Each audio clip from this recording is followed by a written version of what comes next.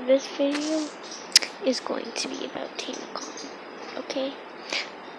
Slash FailCon, because I don't feel like calling it that anymore either, because I feel like it puts it off on her more, and I don't feel like it's all her fault. Okay, so Shane made these 2 videos, and I'm pretty sure there is supposed to be a part 3. He just hasn't posted that yet. But he said in one of the videos, he said there's no way that there were 20,000 people there. Because, like, he compared a stadium, like, with 20,000 people in it. He compared that to TanaCon, and he said that there was probably 5,000 people there. The lobby could hold 1,000. So 1,000 people were in there, and the other 4,000 were standing outside. And I kind of think that's true. Like, I honestly think that's true. Like, I really do. Like, it's not that hard to believe. And people are all mad at her. I don't think it's completely her fault. I feel like it is that Michael dude. I feel like it's him. Like, I feel like it's his fault. And you know why I feel like it's his fault? He's the one that told Tana, hey, you should do this. And she's like, what? No, Michael, that's crazy. They take months. They take years. And he was like, no, let's do it. Like, let's do this. And he made her try to do this. And, like, he's, like, what, 20, 21? It's like,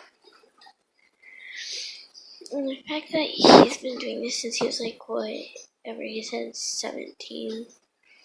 Like, why did he think that he could do something that big if it would take all of his money to do it? And, like, how is it all Tana's fault when it wasn't even, like, she wasn't even, like, Michael was the one that was like, no, let's do this. I don't feel like it's her fault. So I just looked up what really happened at TanaCon just to see what would pop up.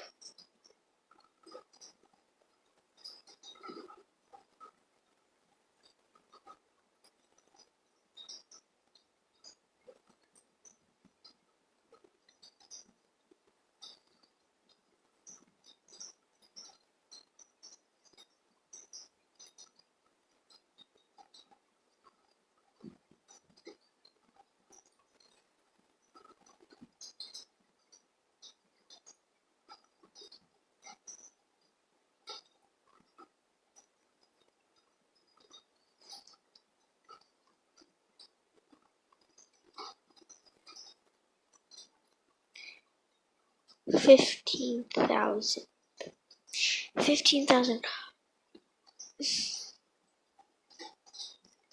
See, that is what I'm talking about.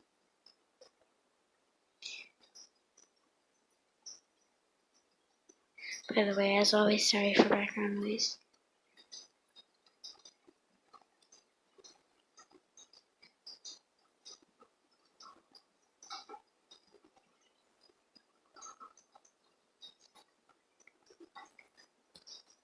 I just looked up TanaCon, and the first one that comes up is Shane's video.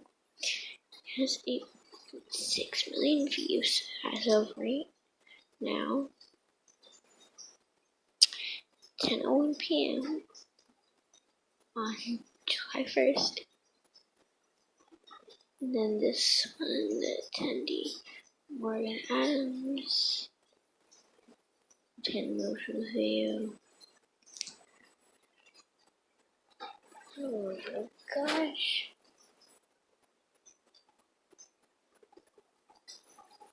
I haven't watched this one yet. So we all pretty much already know what's going on with TanaCon, thanks to Shane's series where he actually tries to find out the truth. But for some reason, a lot of people can't tell whether he's actually trying to find the truth or trying to save his friend Tana's career. I don't know who to believe at this point. Tana does have a history of being a compulsive liar, and we're just now finding out that the manager of Good Times had been in a couple scams as well.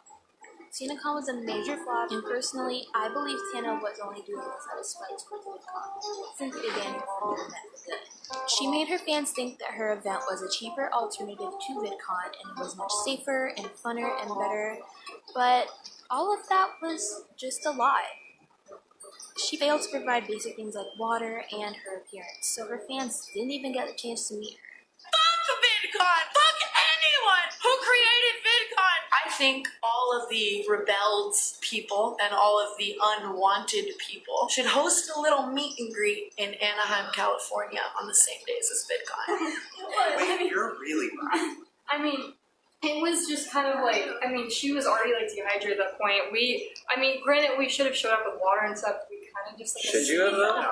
But we originally purchased 2 VIP tickets, I want to say like a week or 2 after TanaCon was announced. Those tickets, we never got confirmation on. We were charged it. I still have like the receipts. I emailed the lady. She said, "Oh, I'm sorry. What was the name of reserve vendor?" And it was completely lost to registration. And yeah, so it was just a nightmare. I told the girl, I was like, "Who is running this?" And I said, "I know it's not that kid that was just on the subway going around. Like, so who is in charge of this?" And she's like, "Honestly, I don't even really know. I'm just like here working this part. You can ask inside." I was like, I don't even. That's what I want to figure out too. Is who the fuck was in charge of this? I still don't know. Because everybody was without water. There were a few people who actually got 1 bottle of water, and it was literally that scene from Victorious where they all took 1 cap full. It was. I'm not even exaggerating. Tana is going to go and pretend that she cares about people right now by giving water to the people who couldn't get in because this whole event is canceled for the day. There were people literally clapping because there was one person handing out bottles of water within like every like 100 increments. It's so hard to like think that other people could put other people through that. Guys, I need you guys all to step this way for me, please. Everyone back over here.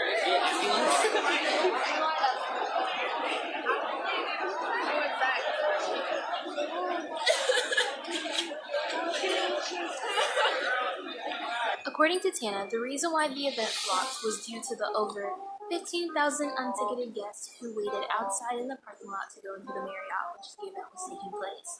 Unfortunately, it could only hold up to 1,000 people in the hotel, which makes people wonder, why sell more than what the hotel can hold? Even the people who got in said there was no entertainment whatsoever, and of course, barely any Tana.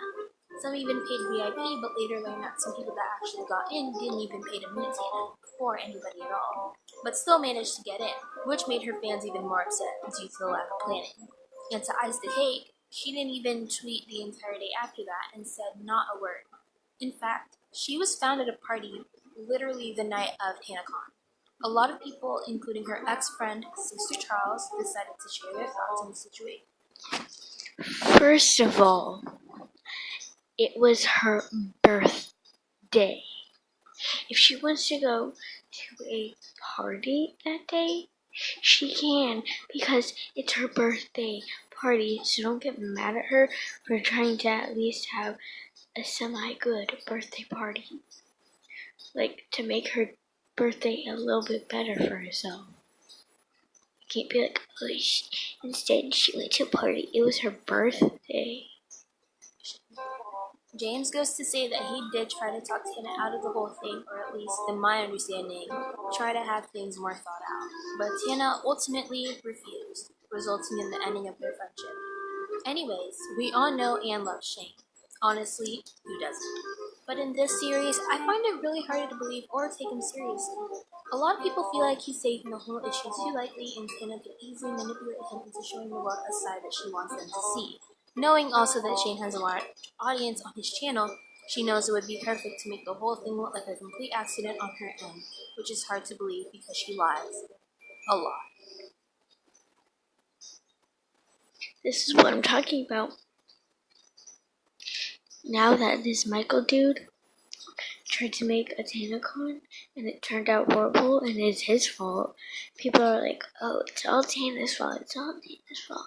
Just because her name was in it and her image was all over it. But it's not her fault. She's not the one that was actually planning it. It's not her fault.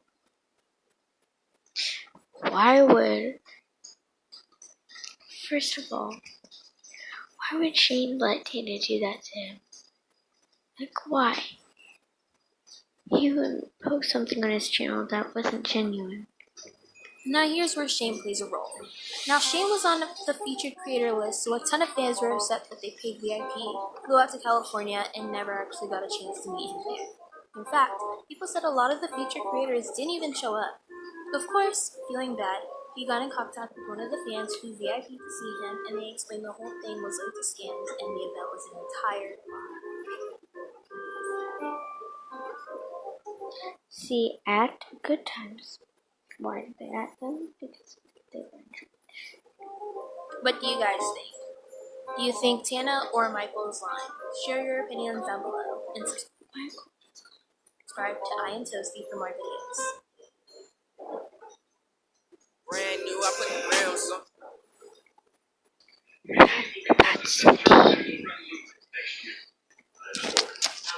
Well,